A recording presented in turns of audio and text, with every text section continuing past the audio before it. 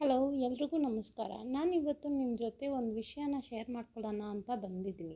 ಅದಕ್ಕೇನೆಂದರೆ, ನಮ್ಮ ಮಮ್ಮಿ ಜೊತೆ ನಾನು ಕೂತ್ಕೊಂಡು ಮಾತಾಡಬೇಕಾದ್ರೆ ಒಂದು ಟಾಪಿಕ್ ಬರ್ತಿತ್ತು. ಯಾಕೆ ಮಮ್ಮಿ, ನೀವೆಲ್ಲ ಓದ್ಕೋಬೇಕಾದ್ರೆ ಫೇಲಾಗಿ ಬಂದಿರೋರೆ ಅಲ್ವಾ? ಅರ್ಧ ಓದೋದು ಎಲ್ಲ ಮಧ್ಯಕ್ಕೆ ನಿಲ್ಲಿಸಿರೋರೆ ಅಲ್ವಾ?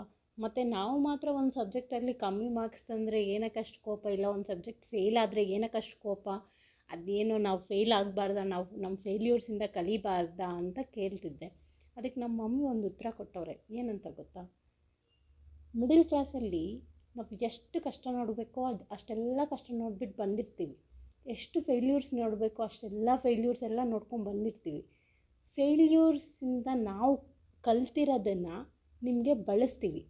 ಅದರಿಂದ ನಮ್ಮ ಮನೆಯಿಂದ ಒಂದು ಸಕ್ಸಸ್ ಆಗಿರೋದು ಜರ್ನಿ ಶುರು ಆಗುತ್ತೆ. ಅದು ನೀವಾಗಿರ್ತೀರಾ ಅಂತ ಹೇಳವ್ರೆ.